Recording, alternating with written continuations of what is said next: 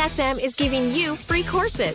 That's right, free courses each month just for being part of the NASM family. Learn about everything ranging from nutrition to strength, weight loss to stress relief, and everything in between. Click the link in the bio for information and to claim your free course before they're gone.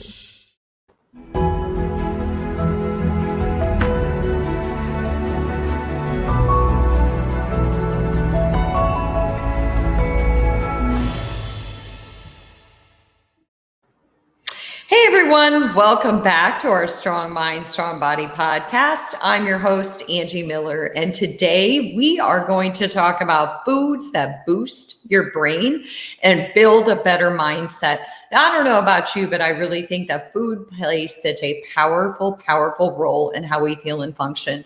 It has everything to do with our level of energy, how good we are at regulating our emotions and maintaining emotional balance. It plays such a big role in our lives. And today I have someone who has become a good friend, and she's a great speaker. And she was on a previous podcast talking about sugar. And now we are going to talk about food in the brain and food in our emotions. And we're going to deep dive into inflammation and things like cognitive health, all those other interesting things that food really has an impact on. So I have Michelle Ricker. Michelle is an RDN. She has done a lot of work with NASM, and I know that she spoke at Optima last year. So welcome, Michelle. Welcome back to our Strong Mind, Strong Body podcast. Thank you so much, Angie. I'm very excited to be here. Yeah, this is a very near and dear topic to me. Like, I feel very connected to our brain health because I think a lot of times we don't really talk about it and we don't think about it so much. You know, it impacts our day to day so much, you know, as the way that we think, the way we perform. I mean, especially in the fitness space that a lot of people are in on this. You know, our response times, the way that we can actually be present with things and the way that we perform in our jobs. So it's something that we really need to pay attention to. Oh, absolutely. And you know, if you've had it hit your family, my mom passed from cognitive decline. And so if you've had it hit your family, trust me when I tell you, you think about it all the doggone time, right? So you think about all the influences on your brain health, from your sleep to your fitness level to the foods that you put into your mouth. It is definitely on your mind. So Michelle, I'm so glad that we are going to deep dive into that. So my first question for you, what I really want to know is, last year at Optima, I know that you did a session on cognitive performance and the aging brain. And my brain is aging. I'm aging every day. I don't know about you, but today I woke up one day older. What? And so, and now I'm a minute older than I was a minute ago when we started. So how on earth do I eat foods that are going to kind of slow down or stabilize that aging process? Because pretty much that's why I'm here. I really want to know this. Can you tell me? Yeah, absolutely. I mean, I don't have the magic ball. I don't have the magic wand.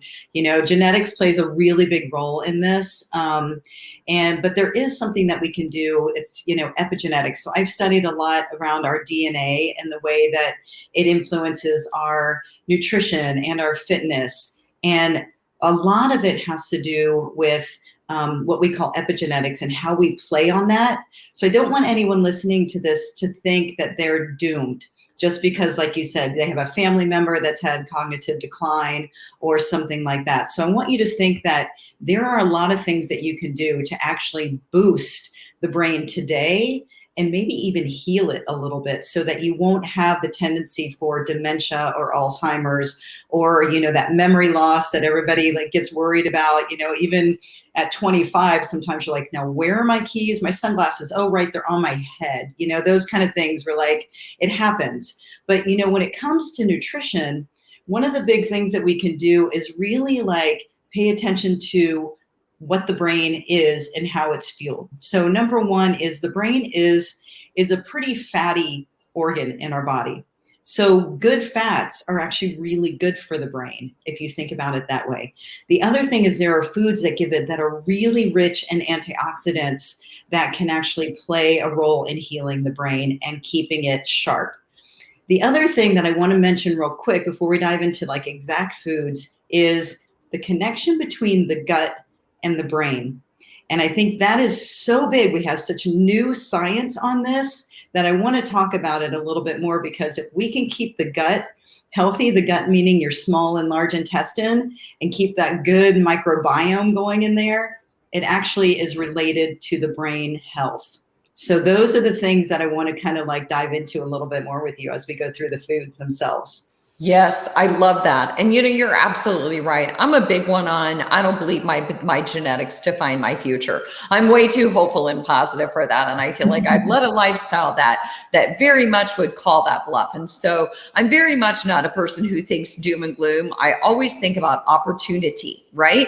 Not fear, but opportunity. What's my opportunity to live as healthfully as I can while I'm here? And to believe in that power. And I do think, like you said, with all the research in epigenetics, we have a lot more power than we realize. I like to call it positive control. Where do I have positive control? Well, one of those areas is how I eat. What do I put into my mouth? So you talked about good fats, you talked about antioxidants, and you talked about the gut-brain health connection. So wow, drum roll, where do we start? What do you think? Yeah, well, let's dive in. I think right. one of the biggest things that we could do for our brain is, like I said, to kind of keep our inflammation down. Because one of the big things that happens is when we eat the standard American diet or kind of junk food, right? What that does is it causes inflammation in the brain. And that's one big thing that's going to cause it to, like, inflammation causes kind of water around it. And that's unhealthy. Then we can't think right. It's not functioning properly, right? So if we can get that inflammation down over time, it's going to stay more healthy.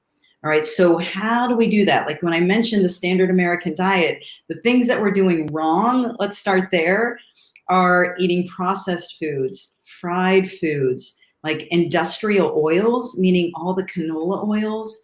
The body looks at that as foreign. So it's going to try to fight it and give the inflammation in the brain. Okay, those things we know are bad for us, but we eat them, right? Sugars. We had a podcast before and we talked about how sugar causes inflammation in the brain. All those things, if we can start decreasing those in our lives, we now have air fryers. I mean, hallelujah that we can move away from getting a deep fat of grease to get something nice and crispy to give us satisfaction. So those kind of things, if we can do that, we can start decreasing the inflammation in the brain and keep it more fresh. So those are the places that I think that we should start.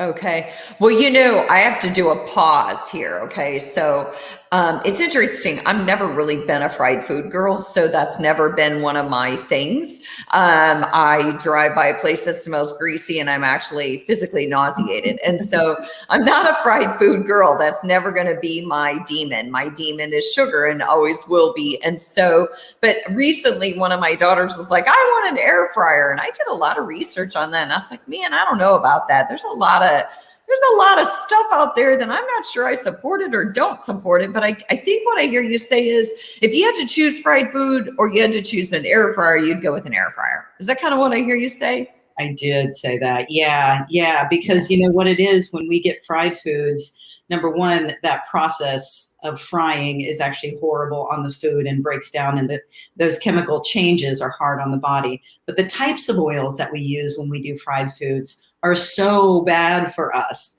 And like I said, our body looks at them as foreign, and then we start trying to fight it. And that's where it causes the problems. So yeah, I would definitely choose an air fryer if you really want that type of food, because it is that processing, anything fried food, processed, those convenient foods are all going to give us that same response in the body. So yeah. Yeah, absolutely.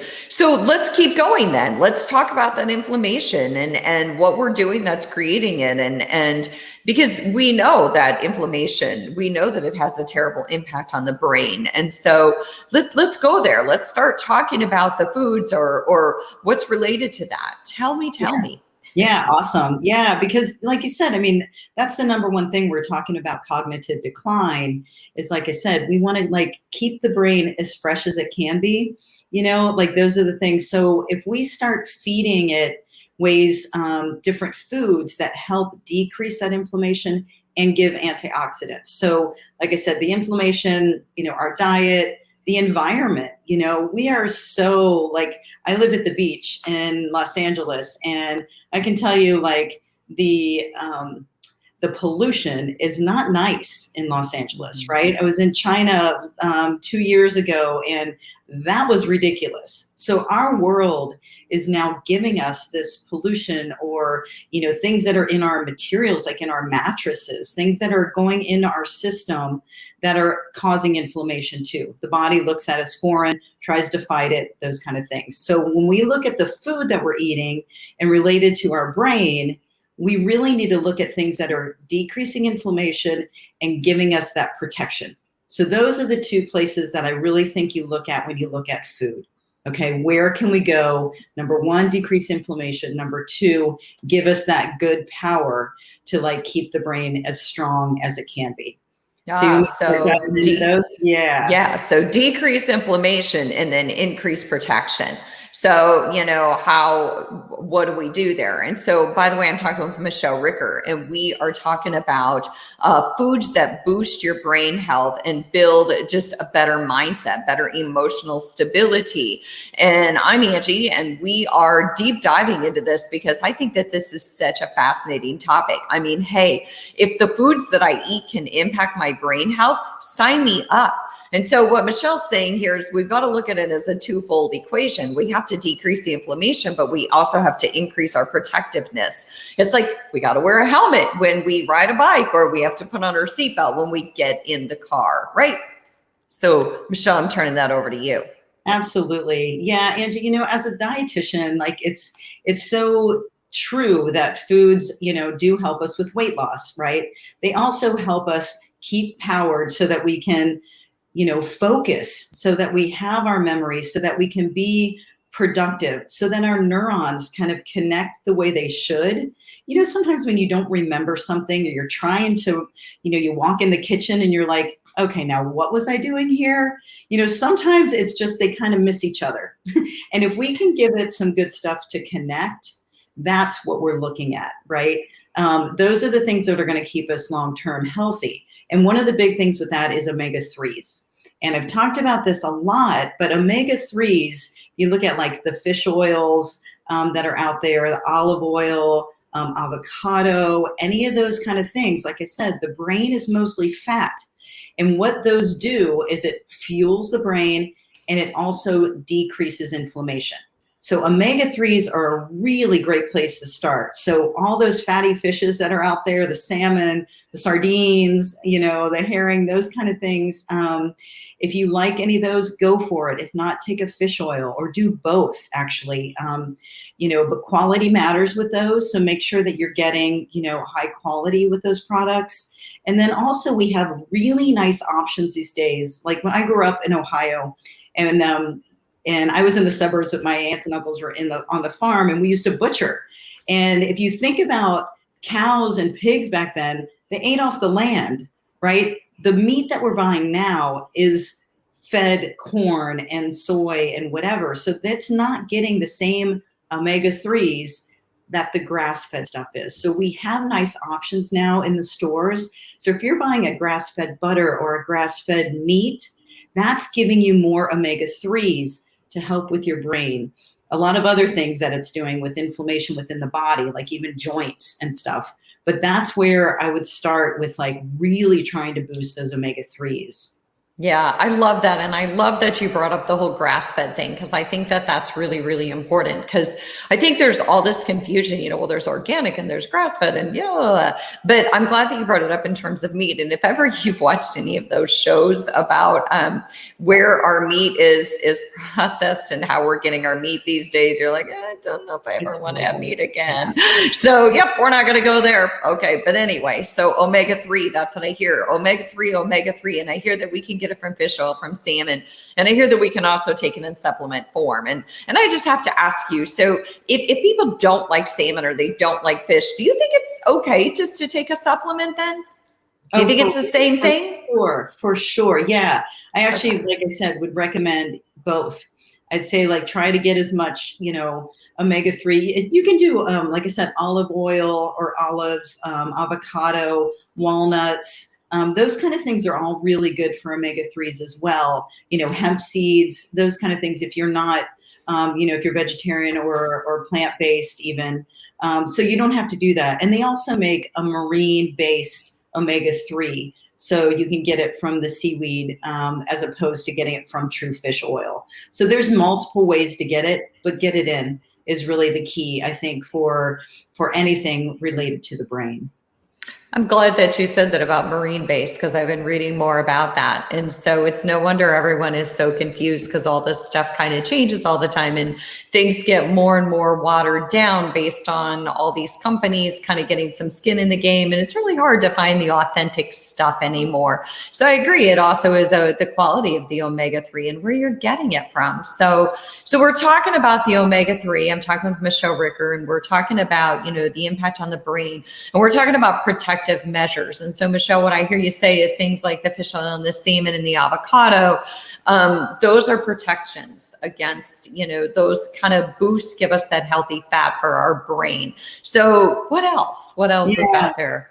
Yeah, I mean, as a dietitian, like when I talk to people, one thing I really try to find out too is how much of, like I said, the standard American diet, how much junk or food that may be causing inflammation. Maybe we don't call it junk. Maybe it's just a matter of lifestyle, right?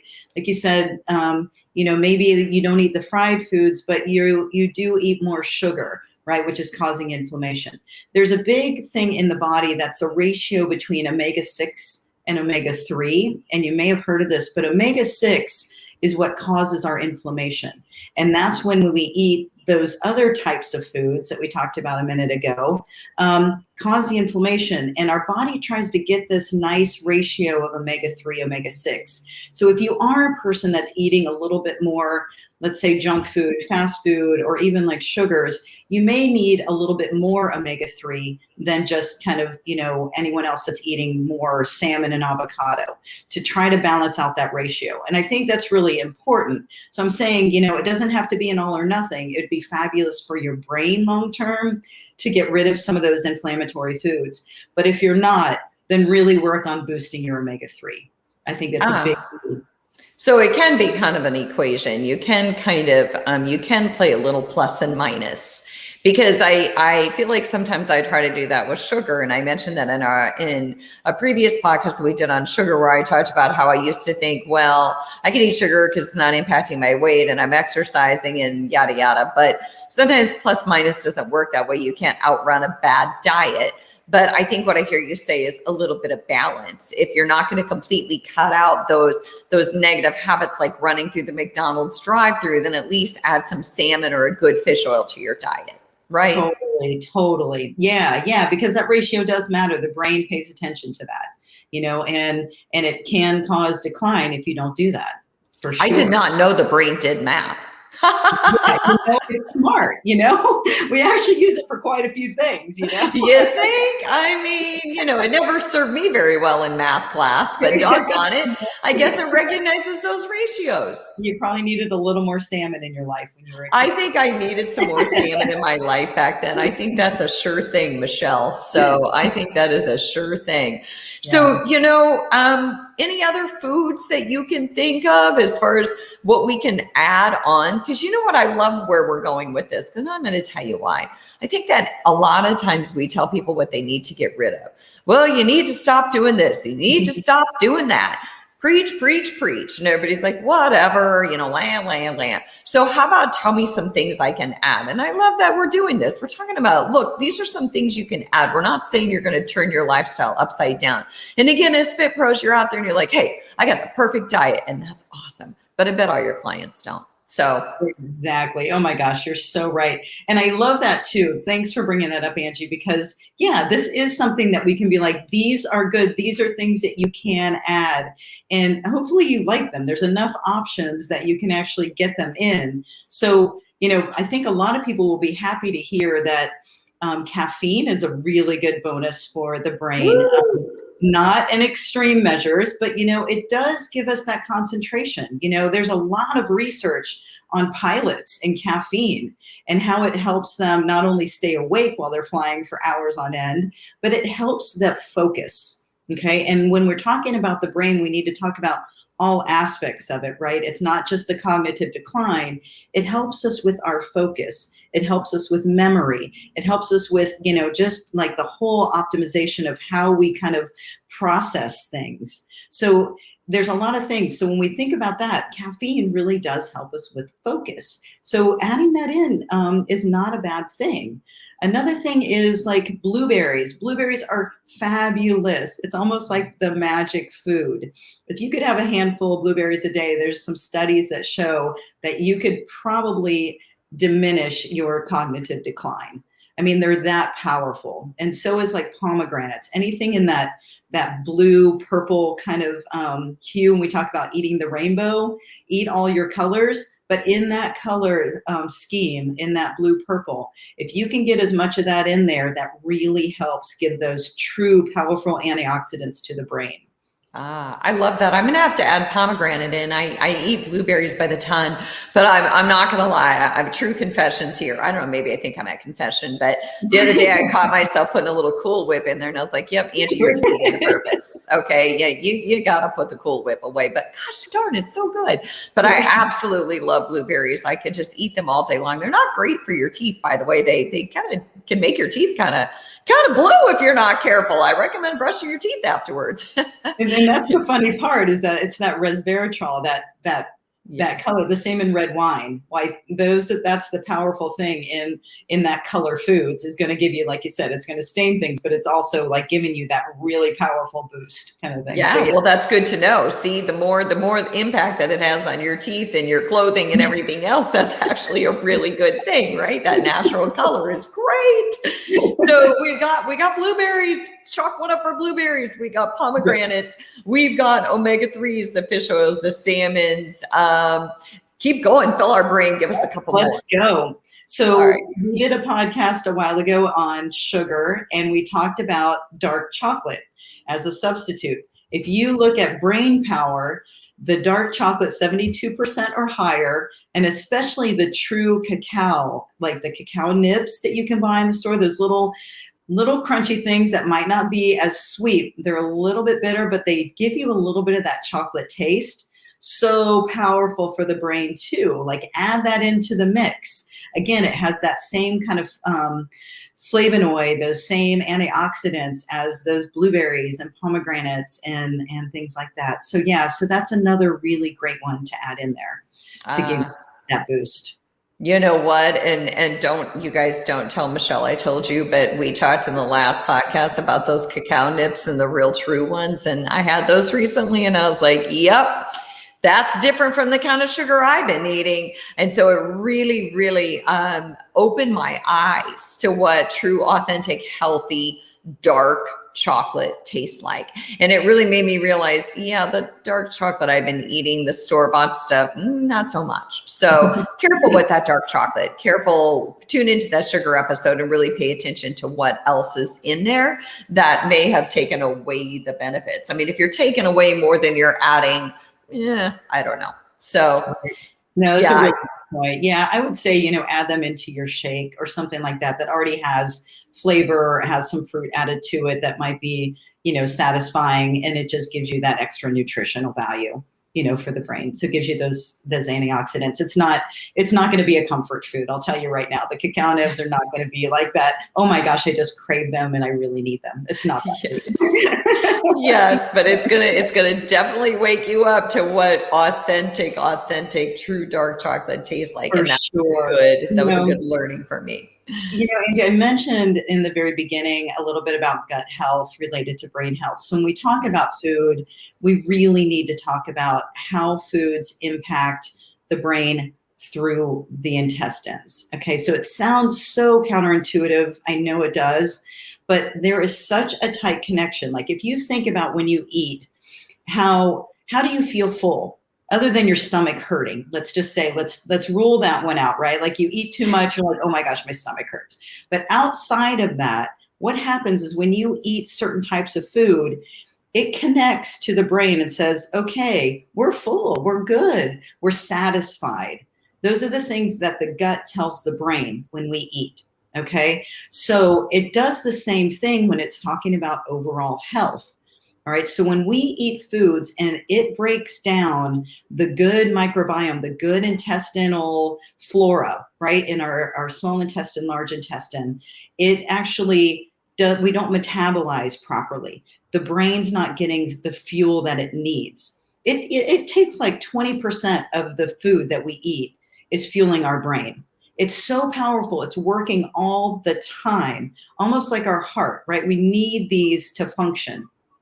So we need to feed it. And if our gut is not working right, and like I said, we break that down with just all of our processed foods, again, our sugar, our packaged foods, our fried foods, all those things, fast foods, it starts breaking that down. And stress. And this is a big one that I know that you would love to like talk about, but stress actually decreases all of our good bacteria in our gut.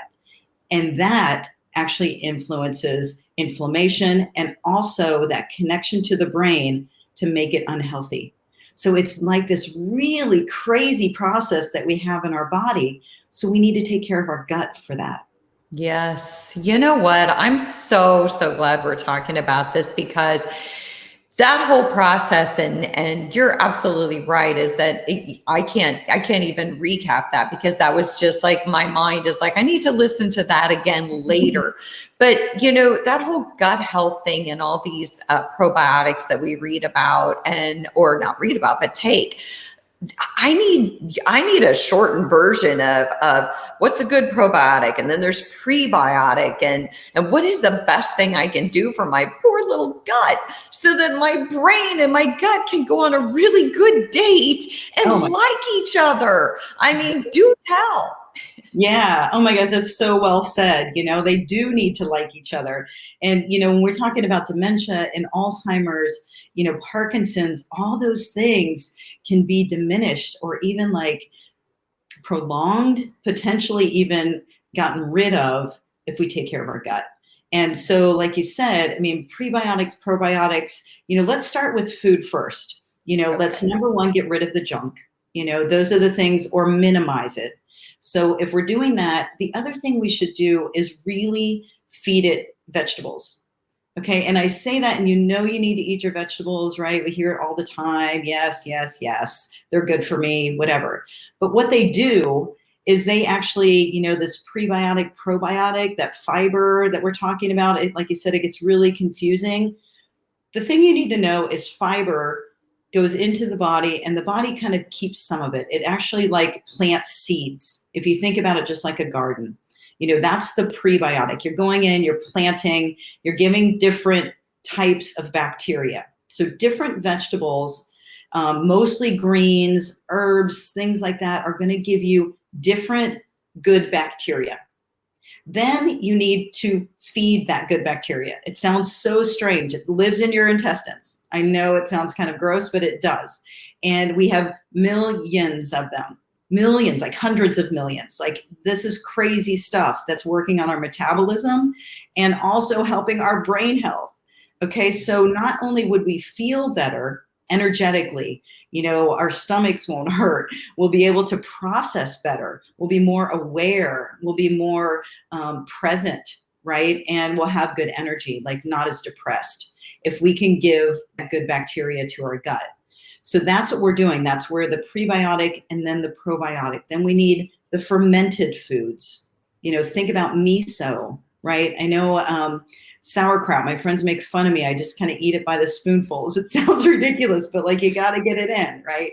If you like kombucha, those kind of things, any type of fermented things, you need to get those in. So we need to plant that good bacteria and then continue to feed it.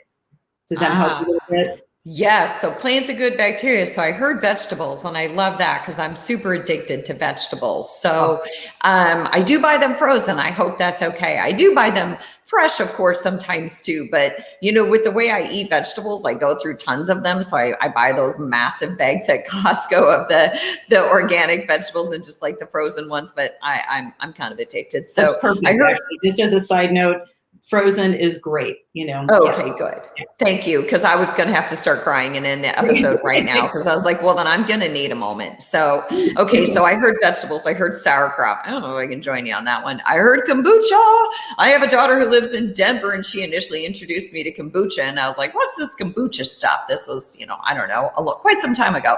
But anyway, I heard that, the fermented stuff that we need to get in there. So we need to feed that bacteria.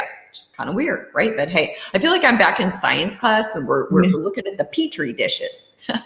Exactly. It is. I mean, if you think about our body, there's so many different pHs going on. There's so much chemistry happening in it. And here we think, oh gosh, I probably am just going to eat a blueberry, and the body's like, oh my gosh, let's take it and we'll feed the good bacteria and then we'll feed the brain with it. And we're like, it's a blueberry. So it really is doing stuff inside of our body that we need to just kind of be aware of. And that's why these things are so important. Kale gets a bad rap because it tastes gross unless you cook it right. Make sure you get in some spinach. It's better if you cook it because of the oxalates, things like that. We'll talk about that at another time. But yes, I mean, anything that's green, chia seeds, anything that's going to give you a little bit of that fiber in there. But like you said, I mean, broccoli, any of the cabbages, any type of different greens, all those are so good for the gut health. And then also, like I said, is going to continue to decrease inflammation in the brain and really help it with its power. I love this. I love it because I'm all about adding stuff. Hey, tell me what to add. I will add it. I will add it. I will add it. I'm making a list. I mean, I'm going to go buy chia seeds and I got to buy hemp seeds. Oh, gosh, I got to get to the grocery store. I'm going on vacation tomorrow. Oh my gosh, I've got all this stuff I got to bring with me. So, Michelle, before we end though, I do want to get to one last thing because we deep dive. And again, I'm talking to Michelle Ricker. She's an RDN and she does a lot of work here with our NASM friends. And she spoke at Optima last year. And, are you speaking this year, Michelle? I'm speaking at Optima this year as well. Are you speaking this year? I am. I have two different lectures. Yeah. Okay. Fantastic. So awesome. So the last thing that I want to talk about is food and the impact on our emotional health. And it may be just that we just sum up and say, hey, everything that we just said pays attention to our emotions as well. But I think that emotional regulation and balance and stability has everything to do with our diet too. And is it safe to say then, Michelle, that if my gut is healthy and it's feeding my brain good information, it's highly likely that my emotions are going to be more stable? I think you just nailed it. You so nailed it. I mean, it's really crazy how synergistic our body is, like I said. And, if we're feeding it properly and we're giving it these types of things where it can actually thrive with these certain foods, then our emotions will come in play. And like I said, when I talk about gut health, it sounds so ridiculous to say that your gut health is going to play on your emotions. But if you have a really good microbiome, it actually will send messages to the brain to say, hey, we're good, and it actually gives more serotonin. It gives you that nice feel good dopamine responses. All your endorphins are going to flow and it's going to change your mindset. You can actually decrease depression and anxiety by keeping your gut healthy. So it's that connected to the brain that we need to talk about, and there's a lot of other supplements that we can spend a whole nother podcast on to talk about that we can use for that connection and to help with energy and also that mindset as well, and also taking care of the brain. But yes, that's so powerful to kind of stay healthy across the board in our body.